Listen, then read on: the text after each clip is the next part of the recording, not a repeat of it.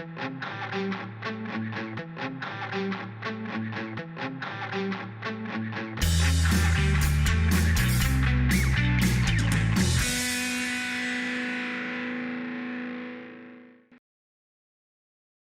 and welcome to another episode of FinTech Focus TV with me, Toby Babb.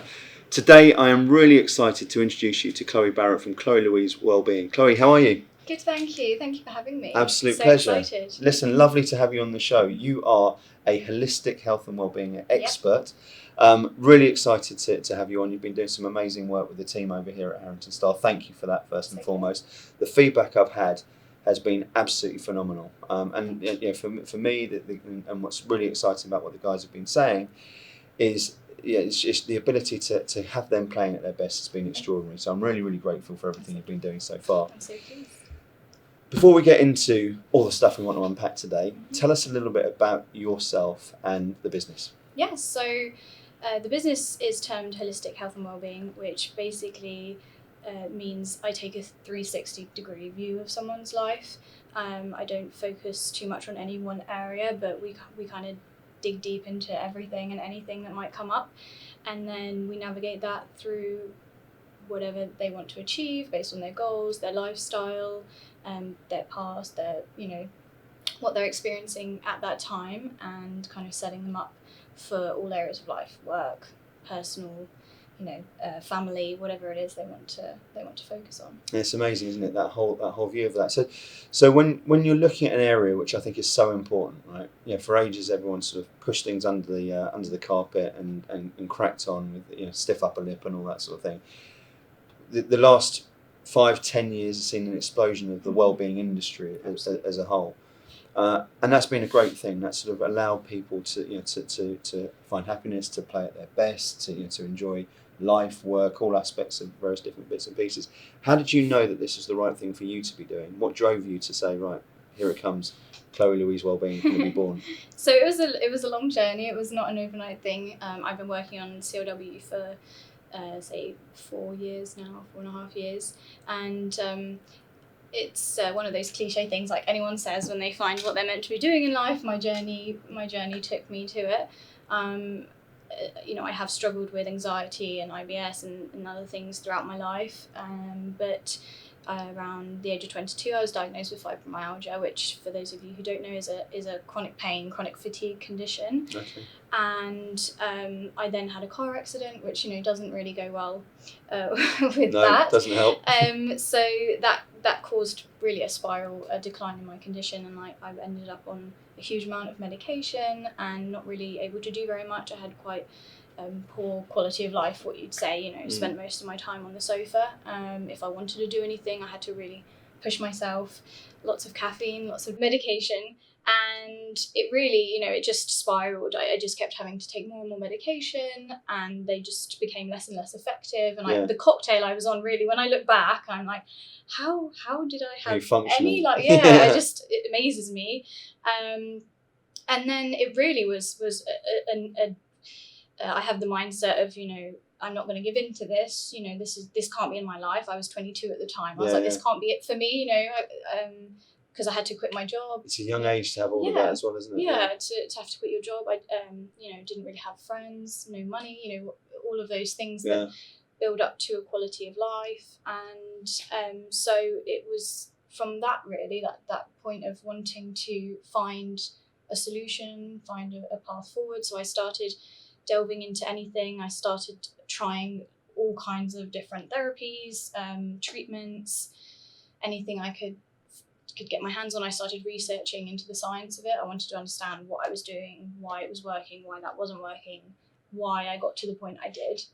And really I was taking in so much information that as I was hearing it, I was like, how did I not know this as a kid, right? When I think something so prominent just off the top of my head is, for example, children and body image issues and not eating properly, and the importance of nutrition. I had no idea when I wanted to look skinny, and I wasn't eating properly, that was going to impact me 10 years later. And so it was just all this information, from nutrition to mindset to mind-body healing and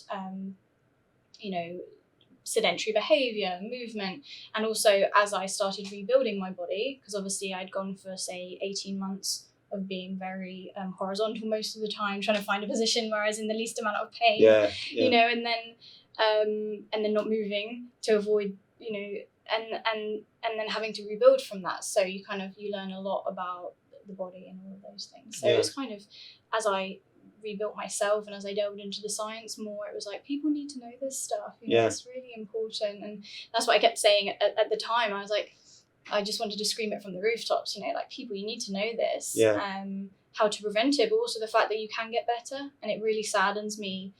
You know, at the time I was on quite a lot of chronic illness groups on social media, and so many people are suffering, and it's, you know, it's heartbreaking that so many people, you know, in that position that I was, they just don't realise that they can, you know, for a lot of illnesses, you can take control, and you give into it. And my doctor said an amazing thing at the time is, she's like, there's two types of people she sees with with the condition, is, you know, the fighters and the people who give into it.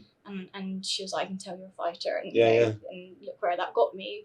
So I think that's why mindset is such a huge piece in my model of holistic wellbeing. And fast forward to today, you're now obviously in a much better situation. Yeah. And that's been, and the medications, you know, I came off all of that. All medications. So that was the first thing we did was cut out all the medication. Yeah. And looked at my diet, rebuilt my gut. Yeah.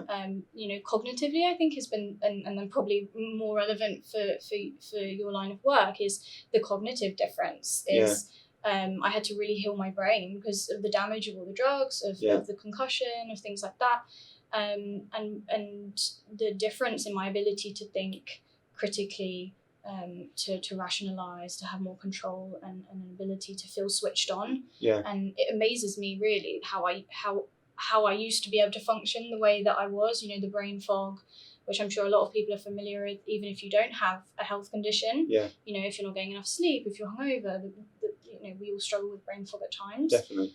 And so your ability to sort of get out off that sofa, to be able to do, you know, to do all of that where medication was failing, has been predominantly around mindset and diet and nutrition and everything around that that's allowed you to live a completely different life. It's been, I think that's this is how I founded my areas of wellbeing. Yeah. Because I was taking in so much information, watching whatever I could, reading whatever I could, you know, not just in health and wellbeing, but in personal development, trying to input, you know, I would literally watch whatever I could that had a positive message. So, you know, all the Tony Robbins things, delving into TED Talks, YouTubes, and this is where personal development has always been a huge part of my life, but especially it was anything that was a positive stimulus for me to take in, to give me that motivation and to keep going, because it's incredibly, I forget how hard it was. You know, I don't sit and dwell on it, but when I think about it, it's an incredibly challenging thing. It's not like, oh, I looked at my diet and you know, did a few things and I was better. Yeah. It was, you know, only really in the last stage by stage. Few months would I say I'm really nearly there with the healing. It's incredible. Been one thing after the other, and incredible challenges, because don't forget also, you've got life to deal with, you know, finances. I had 2 lawsuits going on with the car accidents, you know, relationships and things like that, you know, so it's a slow slog. But I think one message I would love to hit home is this idea that changes, you can get some immediate benefits from things, but some things take time. You have to think about the rest of your life. You know, if I had have given up then, that was the rest of my life, that would have been it. Whereas it's taken me 4.5, nearly 5 years, but I'm now in this place that I can live the rest of my life. And each stage of it is iteratively better. I'm a big believer in iterative improvement. Absolutely. You know, and recognising that journey, because I think people want to leap from one stage to the end of the chapter straight away, but this is all about you know, a journey, right? And I think that's a really important thing to stress with it as well. I love that story, and congratulations first and foremost with all of it. So that what I want to have even more is now that lesson and that sort of journey for you is something there which you can share and then take on, which I guess is the purpose driving everything you're doing as well, right? So I want to touch on something you said. We've got lots more to go into, but you mentioned there about the positivity, and I'm a big believer in mindset and the power of the mind. We set this this show up and to work in volume just over 2 years ago, or just under 2 years ago. Mm-hmm. Just under 2 years ago, we were right in the grip of the pandemic, and what my thought process was at that stage was every single time you wanted to switch on your computer, your phone, look at the news, there was negativity and bad news coming out left, right, and centre, and I could see people around me spiraling into that sort of stuff. So what we wanted to do with this is, and it's an awkward thing because you don't want to be positive in negative times sometimes, but I think it was fundamentally important. We wanted to shine a light on all the good stuff that was happening. Yeah. And we did that as a business. We did that in these podcasts, and we looked at things and saying, right, for all the negative around, let's have a look at the success stories and celebrate those success stories of what people are doing in a good way. Fast forward, 2 years nearly, and whilst the pandemic is easing and life's getting back to normal a little bit more, there's still an awful lot to be worried about, to be sad about. With everything going on in Ukraine, with everything we're seeing across all sorts of different areas of life, still, and inflation and increasing costs of living, etc., etc. There's a lot of pressure that still exists in this world. And that's not dampened by social media and everything that happens in the digital channels as well. So with all that sort of noise, I think it's become even more important to be positive about what's happening and to be able to share good news and share good things that are happening through. I know you've got some thoughts on the importance and significance of positive thinking as well. Tell us a little bit about that. I think the first thing I would say is, as with anything, and this is something I talk about a lot, is balance. And I think positivity is incredibly important, but it can also be this positive psychology idea and positive thinking can also become toxic if you're toxic positivity. Yeah, absolutely, and it's something that's talked about, and it's a real balance, because if you take, for example, how you're feeling on any one day, you can, to me, toxic positivity could be never listening to the fact that you're not feeling good and telling yourself over and over again, I'm good, like this is okay, you know, whatever it might be. That in itself can become toxic because you're not allowing yourself time to process what you're feeling. Now, you can go too far the other way, spend too much time dwelling and feeling and getting down in that. And this is something I've had to learn to balance incredibly. So, is that balance between, okay, feel what you're feeling, allow it to flow through you. And I'm a big believer in allowing what you're feeling to flow through you, whether that's through talking it out, crying it out, just sitting with it, going and doing an activity that helps you release it and setting that intention. But really important is not dwelling in it and becoming, that becomes toxic in itself. It's then having that ability to take a perspective shift on how you're feeling and to take that positive aspect of it. So that's one thing. And then to what you're saying is something slightly different in terms of, it's a little bit controversial, but I don't watch the news. I haven't. So I think more and more people are going down that route now as well. And people say, and it's so funny because some people will say, how do you go through life never watching the news? And I'm like, if I need to know something, I'll hear about it. Yeah. Like, I don't really know, because it'll come up in conversation. Or I'll see it on something else, LinkedIn.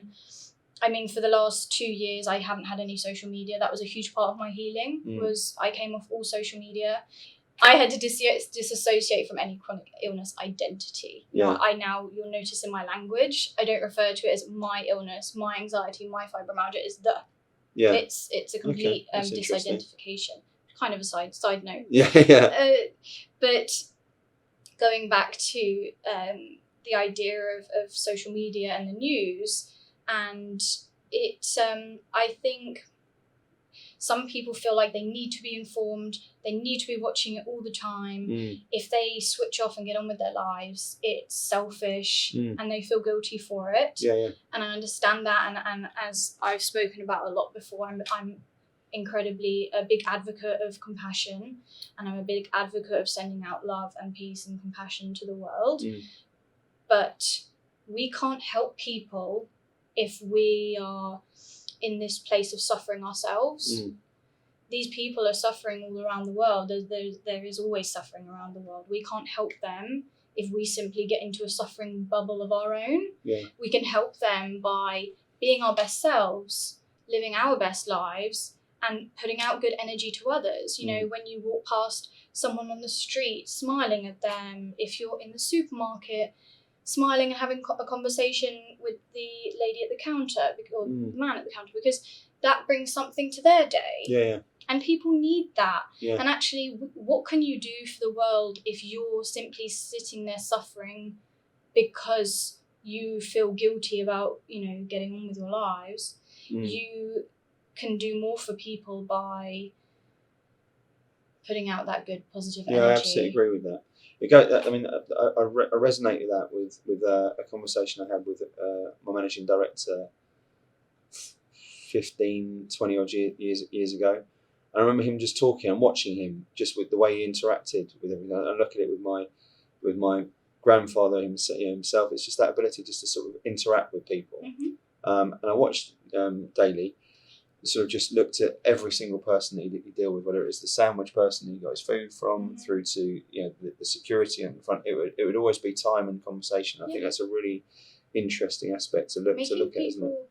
Making people feel seen. Yeah, I think it's a huge thing. I agree. Definitely. Is just allowing each person a moment where they feel seen, heard, if it's loved or just, considered.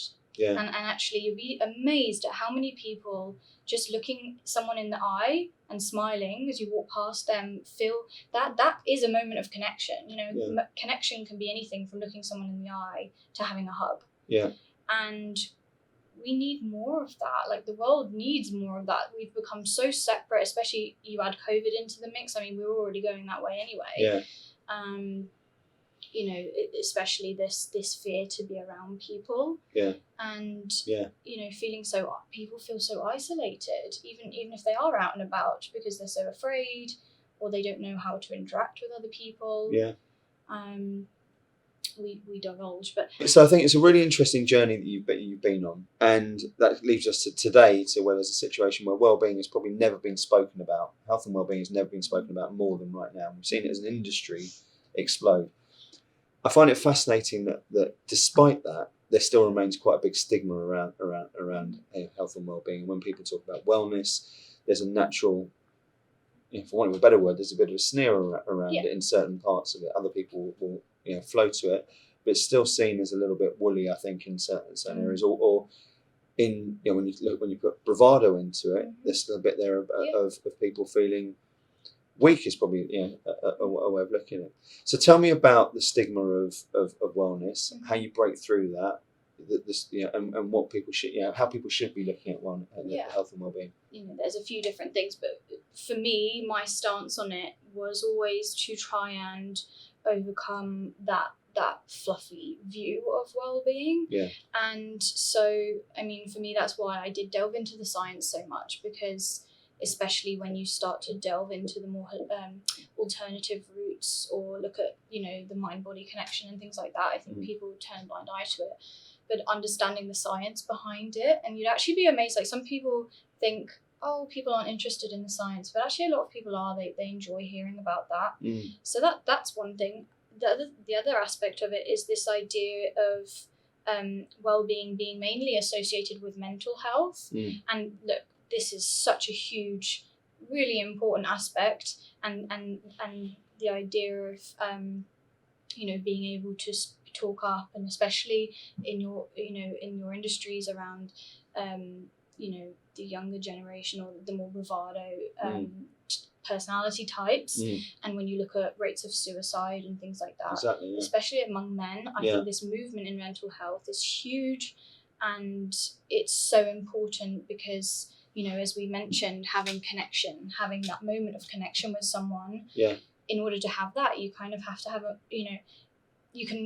to enhance that, being able to bring some vulnerability to that moment with that person, being able to be your true comfortable self, being able to talk openly and honestly, all contribute to meaningful connections. And I think for men especially, understanding that having those moments with their friends where they can just be really honest about whatever it is that's going on, it's not weak, and it's not going to make them look a certain type of way, it's actually going to help them enhance their connections with their friends. Yeah. And I think if you can't, then you need new friends. Yeah. You know, I think if your friends don't allow you that moment, you know, to hold space for you, and they try and shrug it off, it's not a reflection on you or like you being able to speak up. It's interesting, this, isn't it? There was a really interesting article I read about a fairly bravado-led world, which was the Fiji Sevens rugby team, and there's a coach who went out there, who's an incredible guy, and he got them to their first Olympic gold medal as a country. So he's on the banknotes out there and all this sort of thing. He's a guy from from the UK, and he talked about banning banter in the squad, which I think is quite an interesting area. So he said that there was the use of banter was to be able to sort of effectively take piss taking as something there that was it's all only a joke, but it was about that sort of thing of wanting to create a positive environment that was allowing people to flourish, that people were able to express themselves and feel themselves, and it led to a huge spike in performance in that team of how they did things and how they moved further forward as it. And I think when you look at that and you're thinking, right, what does well-being actually mean? And when you talk about the sort of the nature and the numbers, the frightening numbers of I think it's what the biggest killer of men under 35. It's shocking. I don't know the stat off the top of my head. It's an extraordinary numbers behind it, that I think it's really becoming more and more important for people to deal with it. You mentioned generational stuff beforehand. I've been grown up into a generation where it definitely would have been seen as weakness to talk about that sort of thing. It's been difficult for that to transition over the last couple of years, in particular as I see my kids now growing up, to see the changes in all of that coming through as well, and you kind of push that back onto people as to how you've seen. And there's definitely progress around it. Talk to me about that sort of aspect of where people can look at this sort of thing generationally, and what that how that can improve and what people can do around that as well. So I think what you're saying, the banter pieces are really important, because especially within sports and within those bravado industries is everything kind of turns into a joke, but banter is actually only funny if it's two ways and if it's both people are comfortable and safe in that environment. And I think while we don't want to strip all the fun out of those, because a lot of what people love in sports is the banter, but I think it needs to be done in a way that you're reading people, and it's done with people that you can do that with. It needs to be relationships where that you're okay and what you're saying to that person and they're okay with it, and it's because often people can say things and then afterwards they'll even say to themselves, oh, I probably shouldn't have said that. They didn't. We all do that. Yeah, right? We all do it, and I think this is why there can be a disregard of considering how someone else is feeling. So I think that's a really important piece, but also empathy, right? Yeah, exactly. Yeah. And if banter is taken too far, you all the time, you then don't get those moments of connection. And then you often see this in relationships when a guy has come from a certain background and they are used to banter and whatever, and they try and bring that into the relationship, and women normally, we can like banter too, but often what we want is a moment of real connection with our partner, and we want that moment of them to listen and be serious and not take everything as a joke, But I think that applies to guy groups as well, groups of guy friends, and just having a bit more of an awareness and, like you say, empathy and bringing some feeling into it. And the whole world of wellness, obviously, we've spoken a lot about the mental aspects of it all here. We're talking about a sort of fairly significant physical transformation you've had as well, from lying on sofas and trying to work out where it doesn't hurt, to coming back to living a normal life again. For loads of different people, the focus on wellness and well-being comes into the whole mental game, but the physical side of it is enormous as well. How people how people sleep, how people move, how people, you mentioned sedentary side of things beforehand. People talk a lot more about their step count these days. People talk, there's a lot more people are doing physically. your view of wellness and well-being doesn't sit just in the mental side of things. I know it sits a lot more in the physical, with the physical as well, and that whole holistic piece. Tell us a little bit about that. Yeah, so for me, one of the biggest things in my healing and in my research has been the mind-body connection, and looking at the way that the mental impacts the physical and vice versa.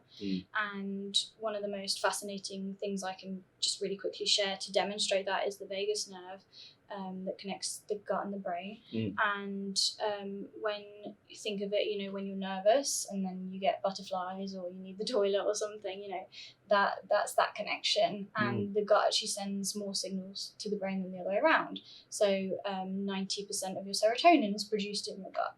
So this is why things like gut health and taking care of your microbiome, which I know is a really hot topic, is so important, because it's having a real mental impact. And I think while therapy and talking about your feelings is really important, that's not necessarily what I focus on. While I'm absolutely, you can talk to me about whatever you need to, it's really looking at your physical health, because your stress levels are going to hugely impact not just your literal mental health and your mental state, but it's going to impact your gut, which is going to impact, and we have so much more control over our mental state than perhaps we feel we do due to our external circumstances. When we're in certain circumstances that make us feel a certain way, we can take back control by maybe looking at the physical elements and looking at mindset and practices such as mindfulness or going for a walk in nature and things like that. I think this is the thing about well-being, is people look at, go for a walk in nature, right? They think it's fluffy and it's woo-woo and whatever, but it's not. It's grounded in science. This huge there are studies, and I've looked into them, on the physiological impact of being in nature and what it does to your blood pressure and to all of these things. So it's really, that's why for me, well-being, and that's why I termed my business Holistic Health and Wellbeing, which interestingly people often think means alternative, but actually what it literally means is looking at the whole picture. Because there are some amazing companies out there doing the mental health side of things, and there are therapists. I'm not a therapist.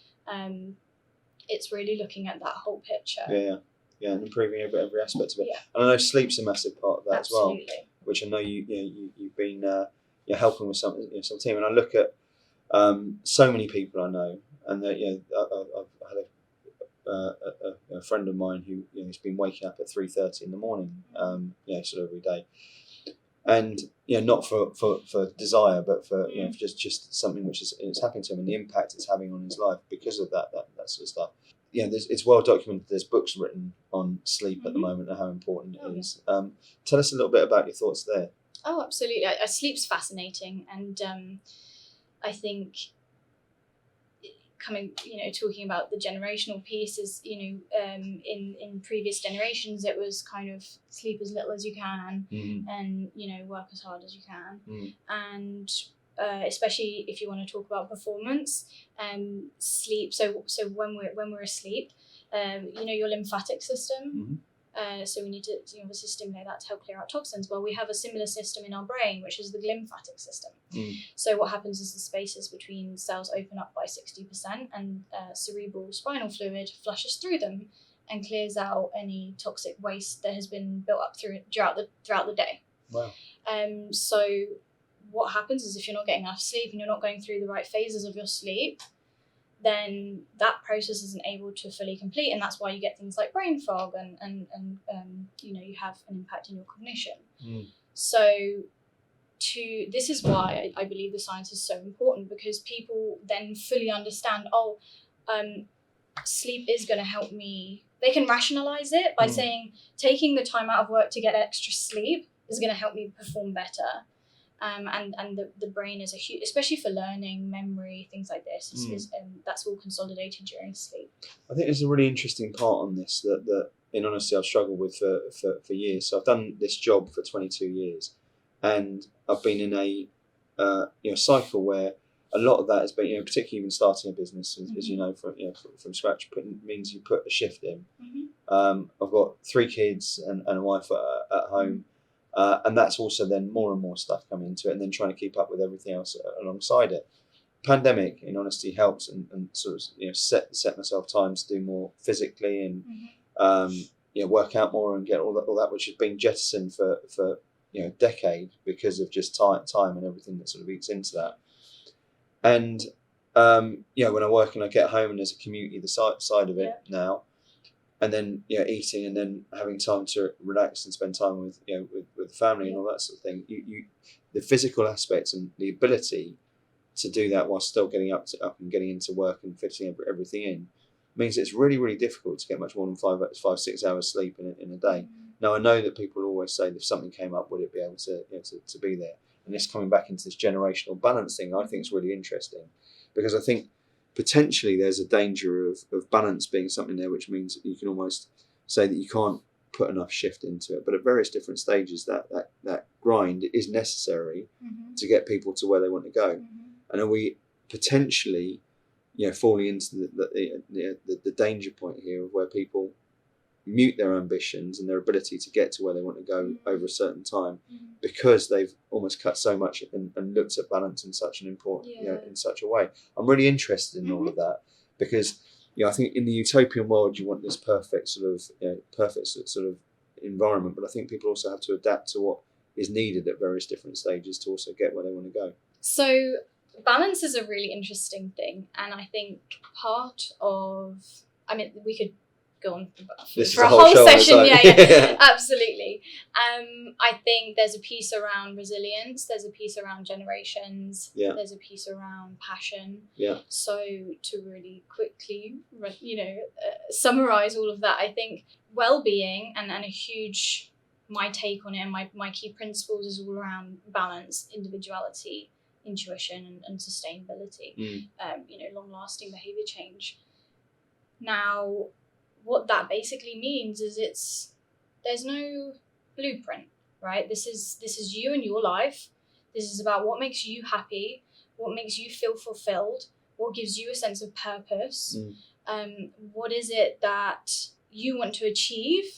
What is going to help you live a quality life, right? What's going to help you age well?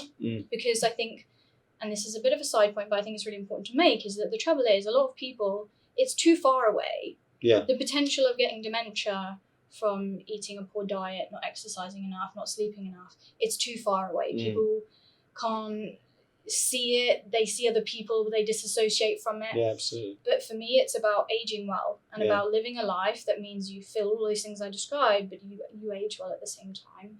And I think that's why I use my story in the way I do, because it's about saying to people, like, this can happen to anyone. And let's not let it get to that point, right?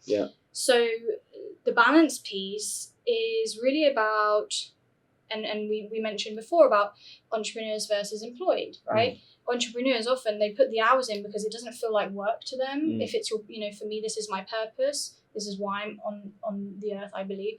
And this is my passion. So when I'm working, it doesn't feel like work. So for me I could put in whatever hours and I wouldn't feel like I'm working.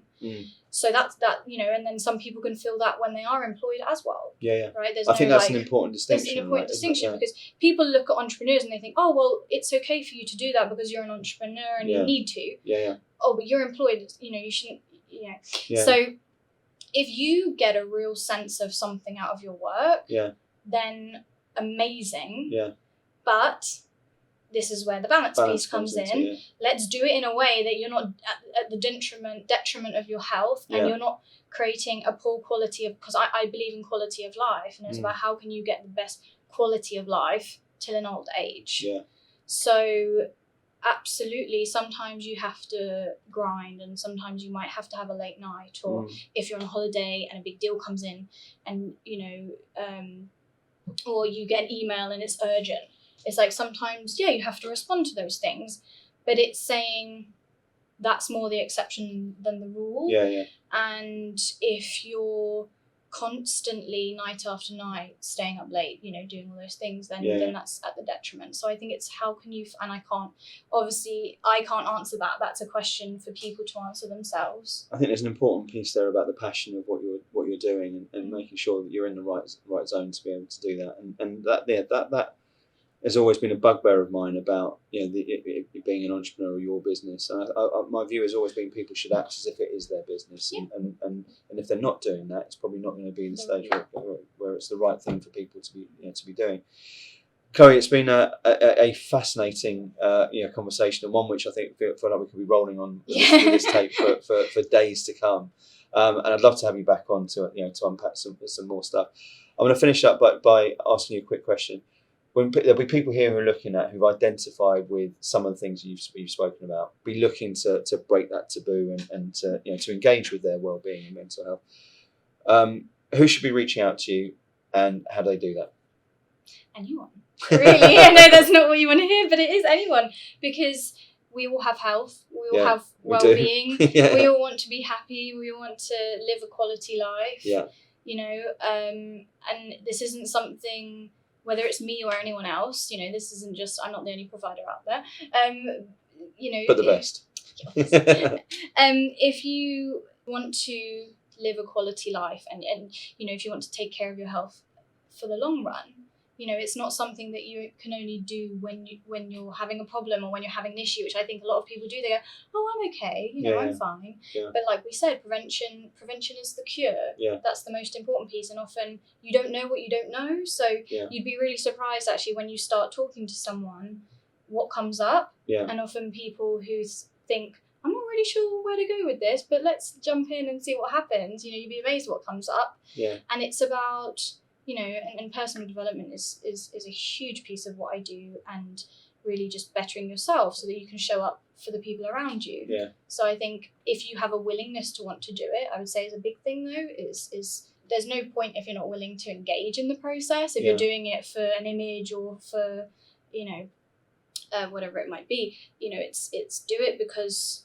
you want to invest in and that comes back to the sustainability aspect of it, I think, as well. Yeah. Or even maybe that's summarizing too. Maybe someone with an intrigue in it. Yeah.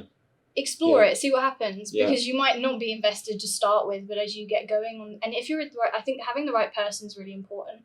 Well, I can say from personal experience that actually is, once you start to look at this sort of thing, I was generationally, again, you were going back to what we were talking about, it was something that had zero interest to me for a long time.